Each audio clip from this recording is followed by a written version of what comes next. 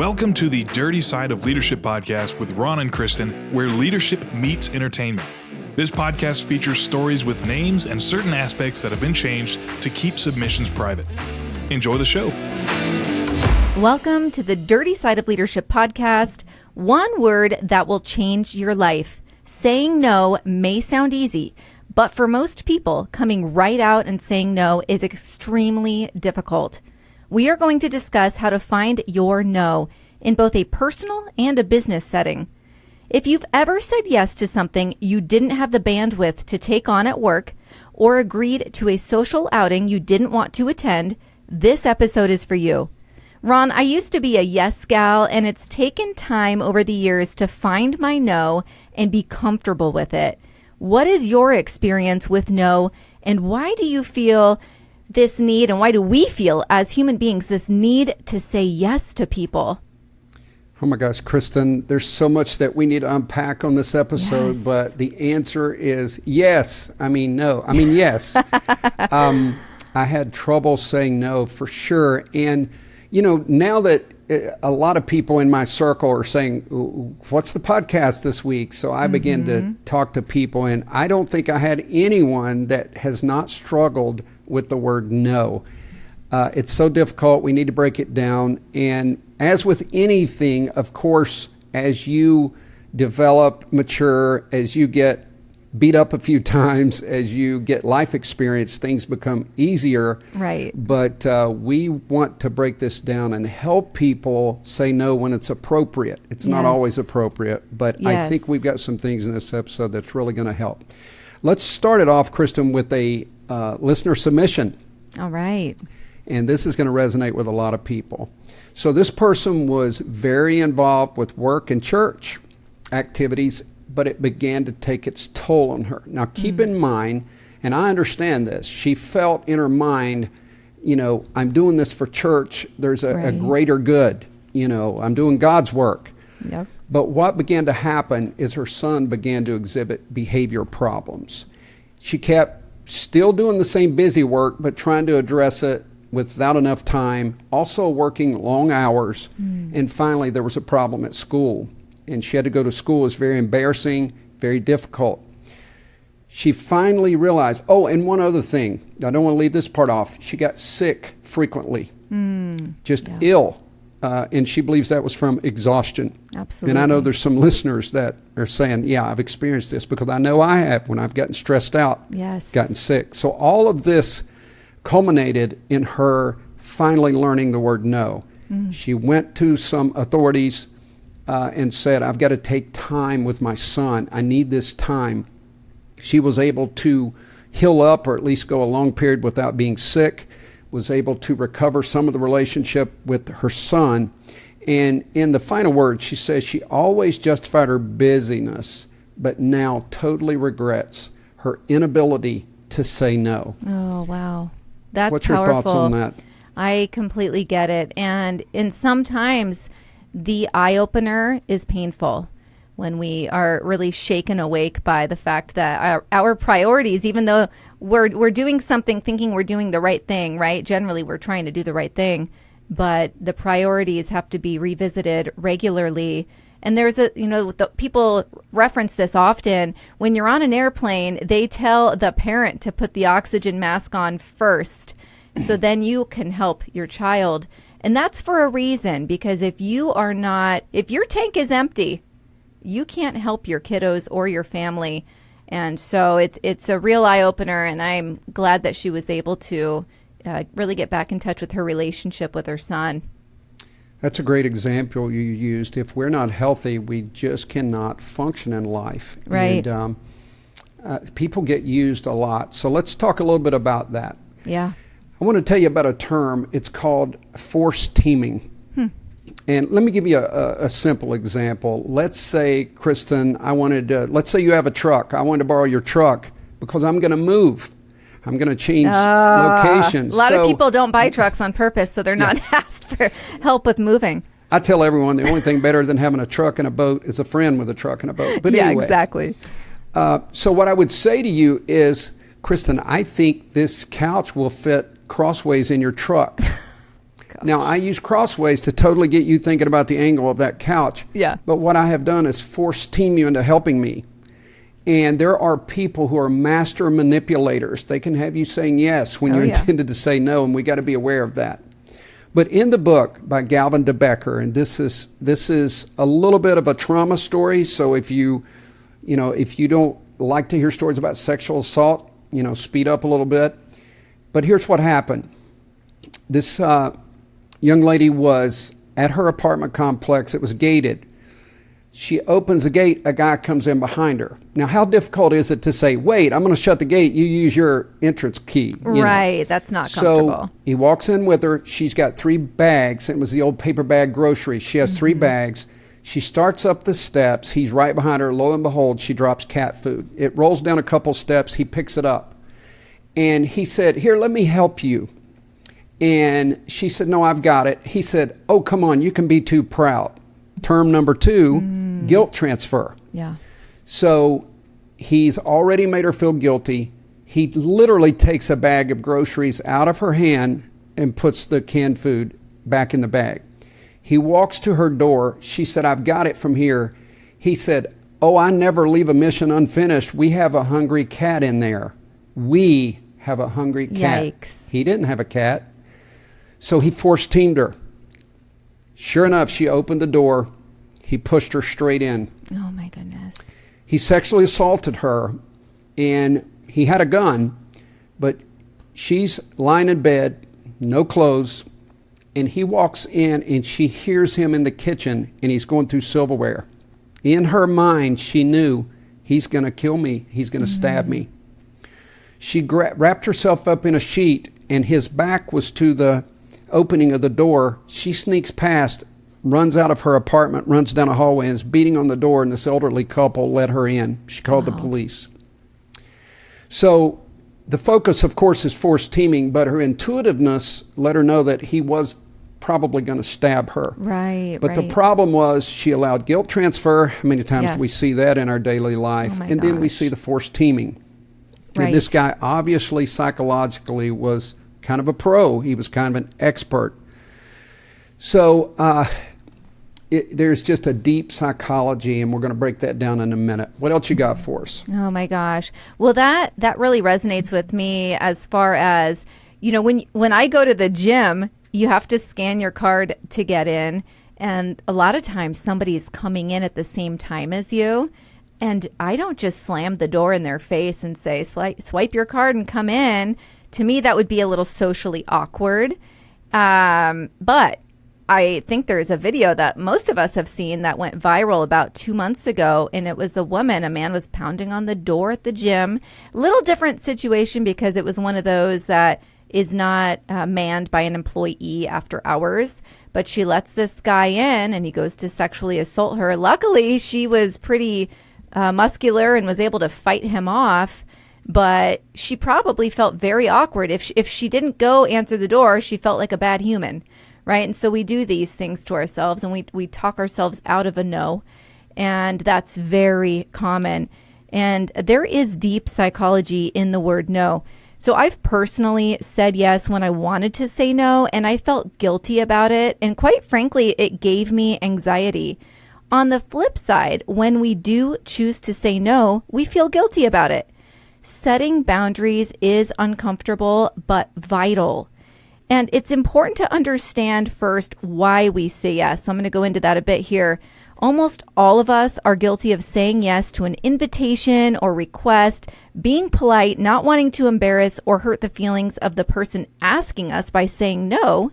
And actually, a professor of psychology, Art Markman, says it's human nature to say yes. Markman goes on to say that instead of a clear no, which runs the potential of being reviewed as a rejection or a put down, it's common to hear, right now isn't convenient, or let me discuss this with my family and I'll get back to you. Most of us realize that that is a no, but it doesn't carry the sting of an actual no. So that is interesting. Ron, I'm curious about what your thoughts are on creating boundaries for yourself. Yeah, to further corroborate that, I think so many times we're always haphazard in our relationships.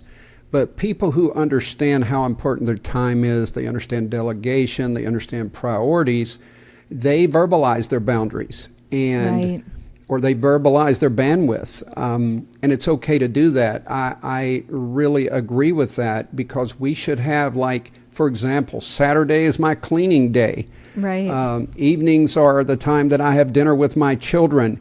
You need to establish those boundaries. Even with your close friends, they need to know that there is some lines that you're not going to cross unless it's an emergency. And we're not talking about emergencies here. We're talking about people who get used and abused, and you know who you are. Of course, there's some people who say no to everything, and nobody likes you, so it doesn't matter. True. But it's okay to also say, I'm having a difficult time at work right now. I've taken on an extra project. It's okay to say that to your friends. Right. And I will tell you, Kirstin, after I released my book and even with the podcast, but I started realizing I had all these people reaching out saying, hey, I'm in the same city. We need to have coffee. Oh, yeah. And I began to realize quickly, I think a couple of them saw it as a date, but I started to realize quickly they're just wasting my time. Like, there's nothing accomplished. I don't mind to meet new people, but I was driving 15, 20 minutes, meeting for coffee, talking an hour and a half. It just wasn't beneficial for me. So I started saying no. I started saying no almost to all of them, unless there's a very important reason that I'm going to meet with someone. Right. You have to. So, Kirstin, you love the brain health and psychology. I do. So let's do a little deep dive here. All right. There is definitely psychology into people's inability to say no, or the fact that they say yes all the time. A lot of people, due to insecurity, they worry about how they're going to be perceived. Right. They're afraid that they're not going to be accepted. People are talking about them behind their back. And if you're insecure, that is a worry that you have, and you will hear people verbalize that many times. A lot of times early in life, to be accepted, we say yes, yes, yes, because you can get some acceptance. The problem is it doesn't come with respect. A lot of times you become that person that's a subordinate, and people just use you, and you may not even realize it by you keep saying yes. Now, in family life, there may be someone that has an overbearing mother, an overbearing father, and they literally were punished if they said the word no. So that's ingrained. And that moves right on up through life. So we are kind of trained to say yes. So a lot of times you have to reprogram that, and we're talking about hopefully some people will do that. We want to hear from you on this episode, by the way. We want to hear you say, I said no, as a result of listening. But I want to break down 7 things in addition to that insecurity. And I've already said the first one, number 1 is your childhood. I say this all the time. Unless you think about it, you have no idea how your childhood affects the person you are today.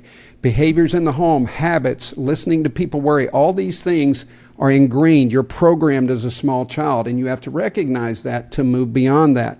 Right. The next one is trauma. And some people have trauma, so they have hurt that causes them to say yes. And you need therapy if that's you. You need to work through that, because that trauma will make you be fearful to use the word no. Right. There's insecurity that I said. We say yes to fit in, or yes so that we won't be perceived in a negative way. Number 4 is just guilt.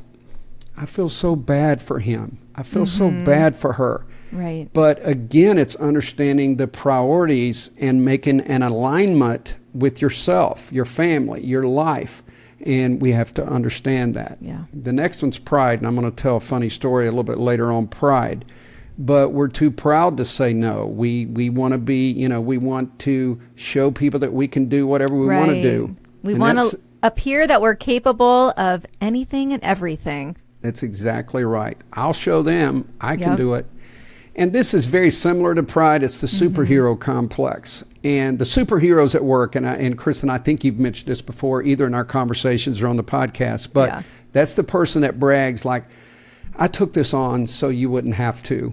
I did this work. You ever work with anyone like that? Oh, yeah. It's barfy, to be honest. It is. I'm like, good for you. Good for you. I'm glad you have nothing else going on in life and you want to just take it on for me. Thank you. And the last one is the genuine love to help people. And I know so many people that get used and abused. They really are good people. Right. And they don't like to see people hurting. The key, if that is you, the key is, again, at what cost? As Kirstin used the airplane analysis. Yeah. If you are unhealthy, you're not going to be able to help those people. Right. So please give those some thought. Childhood, the trauma, insecurity, guilt, pride, superhero complex, and genuine love are all considerations. But I've got a funny story about pride here, Kirstin. You're going to love this. All right. So if people have listened for a while or they follow me on social media or read my book, they know I grew up in a rural area. You get bored in a rural area. Oh, yeah. There's not much to do. So one of our pastimes, forgive me, Mom, was hoboing trains. Oh, nice. So we would jump on the train. I did it a lot when I was older, but this was my first experience. So I was about 11 years old, and I'm with older guys. They're all like 15, 16. And, of course, someone has the plan. Let's hobo the train. Let's hobo the train. Can you break down what hoboing a train is for those of us? My friend's more like spray painted trains, so let's just clarify. Oh, that's pretty funny. Okay, so for you people in the Ninth Circuit, no, that's a great question. It does clarify further in the story, but I will go ahead. Hobo in a train really is probably extreme because that's people that kind of jump on and live on a train. So all we would do is just, for the thrill, jump on a train, maybe ride to the next person's house or, ride a couple hundred yards, jump off. Yeah. It was fun, but not for an 11-year-old. So the train had slowed down, and a guy just has this sporadic idea. They called it hobo the train. Let's hobo the train. Let's jump on. So I was like, I don't think I should do that. And they're like, oh, come on, you chicken. Chicken was the word I heard all the time. Oh, yeah. Chicken. So they run down, and it did slow down. So I was like, I think I can get on there. So they all jump on, and I'm running. And I don't even remember. One of the guys may have even grabbed a hand. But I got up on the train, and it was a pretty cool feeling. I felt pretty big. And all of a sudden, we went a pretty good ways. So we're getting close to one guy's house. So he said, okay, let's jump off. Well, they all just, and by the way, the train started speeding up. Oh, no. They all jump off. And I will never forget this. I'm on the train, and I don't know what to do. And this one guy he was a really heavy guy, and he's running with all his might. He was a nice guy. He called me Ronnie. Ronnie, jump off of the R. That's the way he said there, the R. Jump off of the R. I could hear him yelling, and I start to jump. I can't do it. Kirstin, oh my gosh, you're frozen. I rode like a mile. And in my 11-year-old brain, I didn't know, do trains go to another continent? Am I going to end up somewhere in another country? I didn't know where trains goes. I'd never seen the ending. So I started thinking, oh my God, I won't even know where my parents are going to pick me up. So finally, I take some breaths. I get on the edge. This goes on for a long time, by the way. And I finally just jump off. And those gravels that are on a train track are big. And I cut myself and bruised. And I laid there for a minute. And I knew I had to walk back. And I'm like a mile. So I started crying. I got all my crying out before, I got to those guys. I got dried up. But they had went a place to a railroad crossing, which wasn't far from where we jumped on the train. And they were waiting on me. So I tried to play it cool, but I could not wait to get home. I had scratches and bruises and all that stuff. I should have said no, Kirstin. I should have said no. Yes, that's a wild one. Yeah, I can see at 11. I mentioned earlier, I'm like, that sounds fun. That sounds fun like now. Like at 11 years old, I'd be terrified. Oh, I did it a lot at age 15. As a matter of fact, I went to basketball practice many times hanging beside of a train. How wild is that? A basketball in one arm, hanging on the train on the side. Different world. I love it. I wish we had a picture of that. That's fantastic. That's a good story, Ron. Lots of visualizations. Pee Wee Herman came to mind when he was on the train and kept singing. And then he sang so much that the hobo jumped off because he couldn't handle it anymore. I was thinking Spider-Man, but whatever. Go ahead. We all have our favorites. So I will share my personal story. I recall being contacted by a market director at the bank I was at, and she was a few levels up from me at that time. I was asked to lead volunteer operations for Greater Portland. And the way she asked me, this, I had never heard that term that you said earlier, Ron, and I'm actually, what was it called? Forced teaming. I'm pretty sure I was forced teamed on this. Yeah. And so the way she asked me was really clever. She acknowledged my abilities to connect folks across the corporation and acknowledged how I was highly regarded by many leaders, therefore easily able to recruit volunteers. And I said yes for a few reasons, even though everything in my core was saying, no, you have no time for this. She was a tough read. We had had, prior to this, I had worked under her for 3 or 4 years, and I never knew where I stood with her, which does lead to some insecurity. So when it came to her and I'm finally being acknowledged, I'm like, okay, she respects this about me. At least that was her MO to get me to say yes. But I felt like I was finally seen for everything I brought to the table. So that was very flattering for me. And the second piece was she confirmed one of my major strengths, which is engaging and connecting others. So I said yes, despite already leading the diversity program at that time for the area, in addition to my regular job as a branch manager. So I should have said something like, I appreciate your kind words and belief in my abilities, but unfortunately, I just don't have the bandwidth to take that on right now. But I said yes, and I'll be honest, I didn't do the best at it because it was after hours and you needed to try to get all these volunteers that have just worked all day to come 2 nights a week after work to go to the food bank. And it was a lot, and I was already leading so many other things. I didn't do a great job. And that's the risk you run when you say yes, when you don't have enough bandwidth. You're going to end up potentially hurting your reputation, because I had to go back to her after 3 or 4 months and say, this is not working out. I just don't have the energy to put towards it. And she said something to the effect of, yeah, I noticed that, right? And so there goes the insecurity again. I don't think I necessarily cared so much at that point because I needed that off my plate.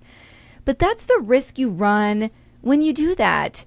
And it's not the first time. And I'm sure there's things, though I've gotten much better. I like to say I'm a recovering yes gal.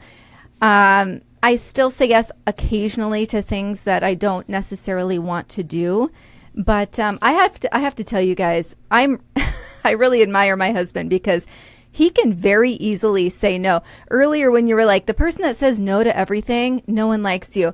I'm like, somehow my husband is liked by so many, but he does not do what he doesn't want to do. And it's funny because he was asked to take on this ride along. He does not like ride-alongs. I'm sure you've heard that from other law enforcement officers.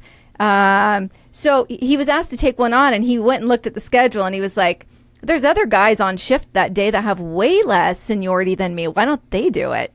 And so he literally, he was professional, but he said no, basically. And me, I was like having a heart attack as he's writing this email, but good for him, because he would have been really upset if he would have said yes, knowing that someone with less seniority than him wasn't approached and asked to take on something that usually is taken on by a rookie. What are your thoughts on that? Kirstin, I absolutely think your husband did the right thing, and I'm going to tell you why he's respected. As I said earlier, if you become subordinate, if you're a yes person, ultimately you think you're shining a light on your ability, but you're marginalizing your leadership. Right. And people see that. When you have clear boundaries, it's a sign of leadership. It's a sign of assertiveness. It shows that you're a person of action. You're a person of your word. So many times the easy route is to say no. To say yes, but when in fact it would help us more to say no. Kirstin, I told you this. I wasn't sure I was going to share it, but I think I will because it was a turning point for me. But as you can imagine, when you are an academy director, you get a lot of people wanting you to write a reference for them because there's like 7,500 U.S. probation and pretrial officers approximately, and they come through the academy. We had a lot of adjunct instructors, so I got asked a lot. But there was one person that I felt was somewhat incompetent, came to me and literally asked me in person to write a reference letter. And I knew my reputation was at stake. If I wrote a letter and I did help this person get hired and they were a dud, listen to episode 2 or 3. Yeah.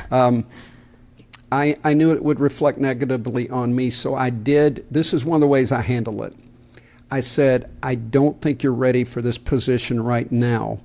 I don't have a lot of time, but at some point when you get back, if you want to call me, I'll run through some things I think would help you be more prepared in the future.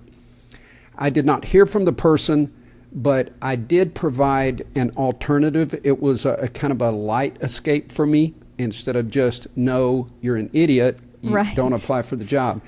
But I did tell Kirstin there's been times when I've allowed somebody to use me as a reference, but I really didn't have knowledge on them, so I was no help to them, because when they would ask me, what's their work ethic, I'd say, I don't know, really. I just agreed to be a reference. So that's kind of a touchy subject, but it is very applicable in life.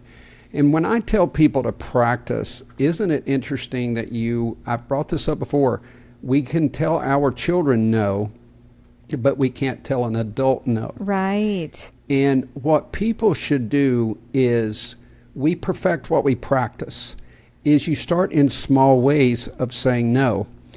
Also, this is challenging because I've done it, and everyone listening is going to have to shake their head. You know what we do, Kirstin, instead of saying no? We tell a little white lie. Oh, yeah. I'm working on that, but it's happened. Oh, I forgot. Yeah, I have to shave the ferret, my neighbor's ferret tonight. Oh, my goodness. No, that's far-fetched. No, it's crazy. But I'm saying we think on the fly. You can tell when someone's thinking on the fly. And I've had friends call me out because I do it almost jokingly. I will say something like that. I'm sorry, I've got bingo that night. They know I don't have bingo. But it does cause us to make something up real quickly. Right. And I guess that's the next best thing if you're comfortable with that. But it's much easier. And I do believe you'll be more respected if you just say, I just can't do it. I've got to spend time with my family. I've got this to do or that to do. So. Right. That's about where I'm at. Ron, I don't know if you did this back in the day before texting, but I would go the route of, I would overcommit myself mainly in my teens, early 20s. I'd tell different groups of friends that I would hang out with them on Friday, Saturday night, whatnot. And then I'd realize, oh my gosh, I said yes to everybody. I can only really make it to one. And I would just ghost them, the other groups of people. And it was before text, and then I wouldn't call. And I was like, what a loser. But so many people did that because it's non-confrontational. It's not the way to go. Luckily, I didn't lose friends over that, but that is not the MO that you want. You want to take it head on, even though it's uncomfortable. And I know that we're talking mainly about a professional setting, but this plays out in your personal life, like I briefly mentioned earlier, so often. And I just want to say, don't say no to everything. You can't say no to everything because, Ron, I'll be honest, I'm perfectly fine being home with my family. I don't need to go hang out with friends all the time. But when I do feel re-energized, and I was happy I did it, right? So I do suggest, don't say no to everything. Go hang out with people other than your family members at least once a month. That's my suggestion. You may not want to go get dressed up and have to shower and do your hair and your makeup if you're a gal, but it's worth it when you get that human interaction with someone that you don't see all the time. I wasn't expecting to cover that, but I just think it's important. No, that's great. And the last thing I want is people calling saying, this person's saying no all the time. That's not what we're talking about. No. And we'll get a little conclusion here in a minute. Yeah. Kirstin, this next story is a time when I started to say no, but I said yes, and it ended up being one of the greatest things that I did. So you always have to try to be intuitive, try to look at the full situation, but it ended up being one of the biggest honors of my life. And what happened is I was on the Federal Law Enforcement Training Accreditation Board, And I was asked out of the blue to run for second chair. Second chair oversees the bylaws, and I was really into bylaws, so that was fine. I was a little surprised. I was relatively new on the board, and I tell people this. I think it's because I had a little bit of personality. There's some really dry, starchy people on the board, so I take second chair. So then the next normal segue is to be vice chair. So I had the chair call me and said, I want you to be vice chair. Will you run for vice chair? And I had already thought, I've already served on the executive committee. Maybe I shouldn't do any more of that and just be back on the board.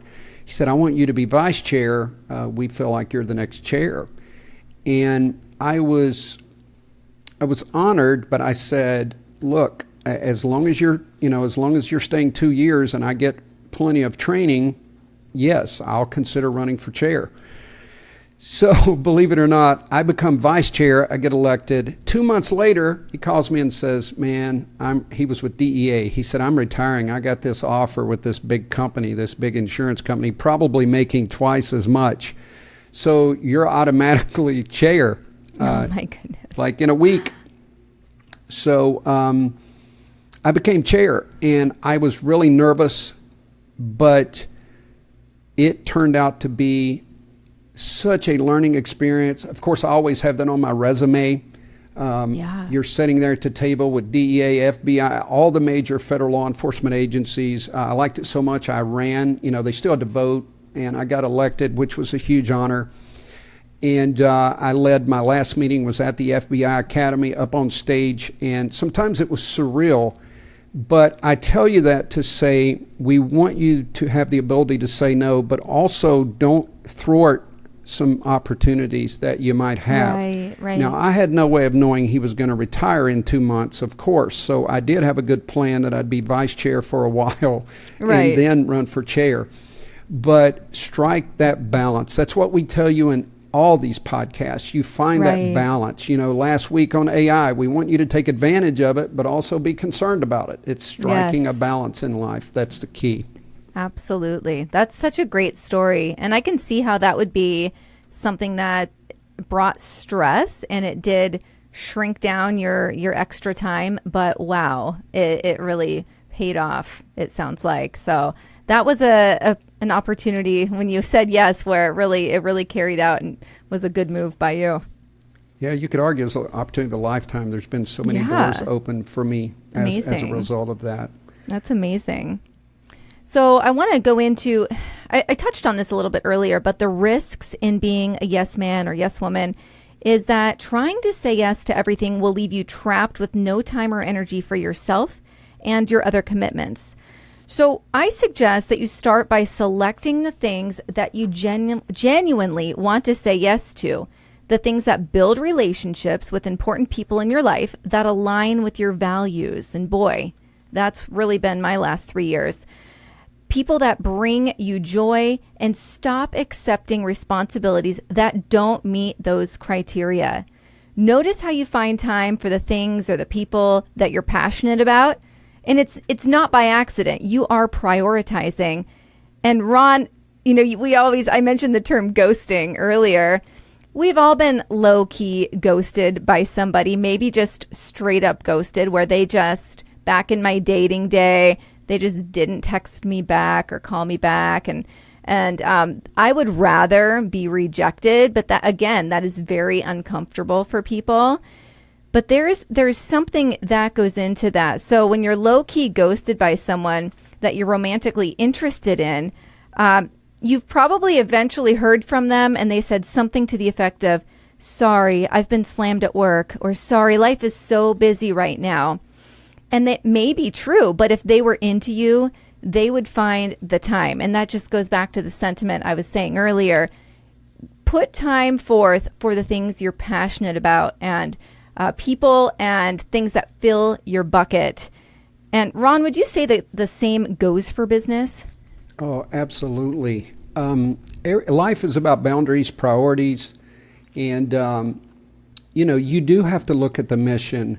But as I grew and got more courage, I had to say no a lot to staff. But there's techniques and strategies that you use so that it's not as difficult. But you're talking about ghosting, ghosting is a sign of immaturity, a lack of courage. Right.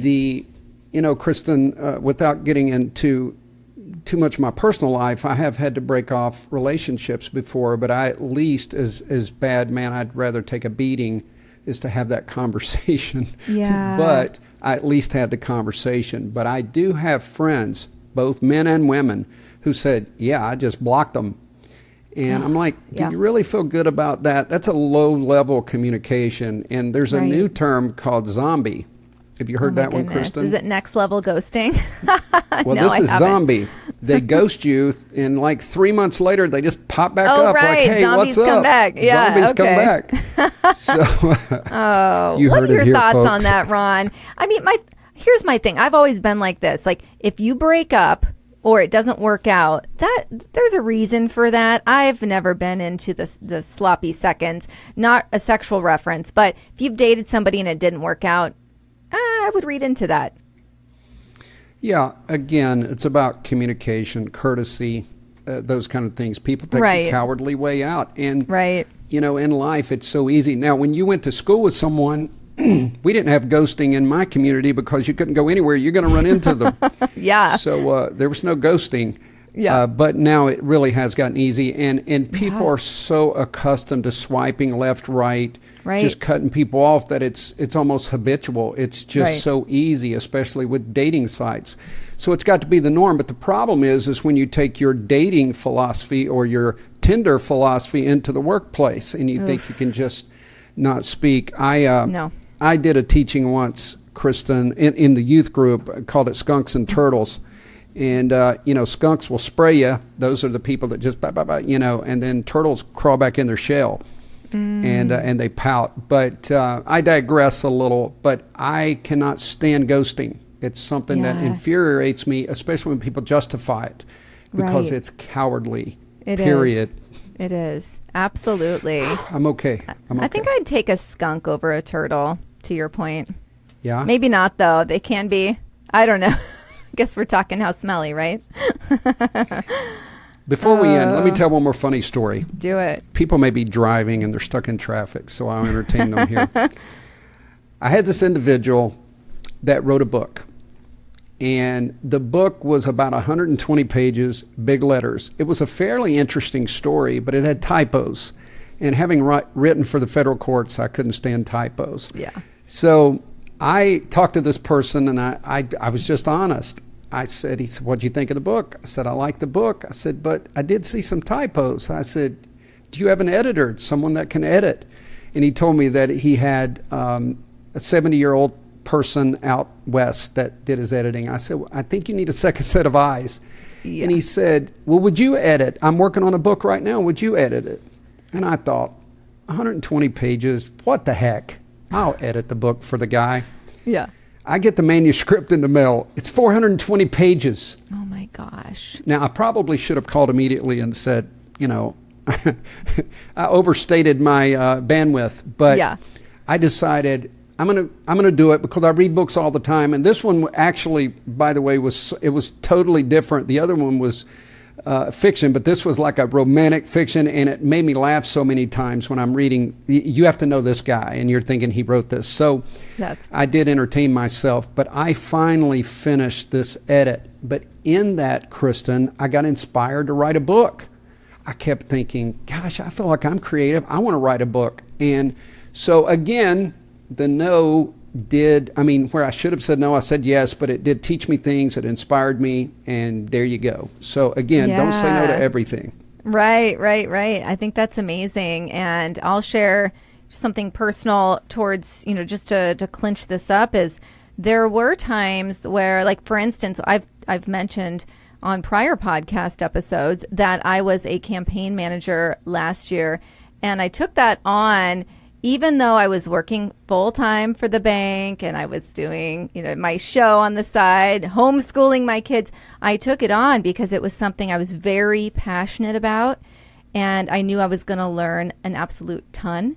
So I knew it was going to completely strain my schedule, but for me, it was worth it. Now, that's a positive, but it did strain. My husband still says he has PTSD from how crazy our schedule was during those 6 months. So just recently, I was approached by a couple people actually that had asked me to be their campaign manager for next year's run. And I said, I'm sorry, I don't know if I want to be a campaign manager again, to be quite frank. And I'm glad that I was able, as much as I would love to get back involved, I was able to say no because I did it, and I'm glad I did. But I know the strain and all that it entails, and I just don't have that in me at this time. And so that felt really, I was really at peace with saying no.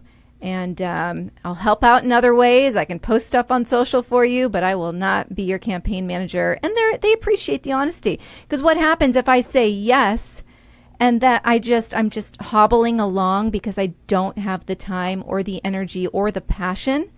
You don't want to do that. Absolutely. And there's something liberating, I'm sure, that you felt knowing you made the right decision, using the word no. It can be very liberating. Right. It is. Kirstin, let's come to a conclusion. Let me just recap a little bit. If you are one of those people that's a yes man, yes woman, please start small, start practicing, and set some boundaries. Apply the golden rule, but know your limitations. Also, be in touch with your circumstances. Know your boundaries, your bandwidth. Are you tired? Are you frustrated? Know your bandwidth. It's very important. And there's times that we have to say yes. We all have emergencies. We all have things to do. There's also things that might lead to a promotion, but maybe you need to say no to some smaller things to make room for the yes. Right. So we hope that this has helped. And Kirstin, I want to get your conclusion on this as well. But I do feel very passionate about this subject. And boy, when I talk to some of my friends, they had struggled with this. So I'm so glad we did this. Final thoughts, Kirstin? Yeah, final thoughts. I recently said no to something that was controversial. And I'll just tell you, I owned it. And the person appreciated it, basically, to get into this homeschool group. It's a Christian conservative homeschool group. And they were really wanting to know my church involvement and what I did for the church outside of attending it. So I don't do anything outside of attending. And they were really taken back by that. And I was like, look at everything else I do for the community. I don't have the bandwidth. And I was able to still get in because I stood strong where that was a requirement. But for me, I don't think that should be the baseline. And I was able to stand in my values and still get my kids in. So I think it's important to be able to own that. Either way, if you're going to say yes to something, own it. If you're going to say no to something, own it. And do it, move on, and complete it. And you have to be at peace. That's really good. And folks, if you say yes or no, don't harbor that ill will. Don't allow it to stress you out. I've said yes so many times, and then I'm mad at the person. I'm mad at my circumstances. Yep. Why did I do this? Exactly. And that will just eat you up. So yes, it will. Make a decision like Kirstin. Stand by it. Stand firm. Channel my husband. You can say no to anything. Exactly. Exactly. Awesome. All right. This has been great, Kirstin. Thank you. Yes, absolutely. And you guys know where to find us. We are on social media. We want to interact with you. Join our Facebook group. Also, if you have not, please rate us. I'm sure you've subscribed by now. If not, please do. And also put a rating on there. That helps us. Thank you so much. And we look forward to seeing you next week. Absolutely. Be the leader you're meant to be. The Dirty Side of Leadership podcast is brought to you by Forward Operations. If you'd like to book Ron or Kirstin for speaking events, training, or executive coaching, visit forwardoperations.com. Be the leader you're meant to be.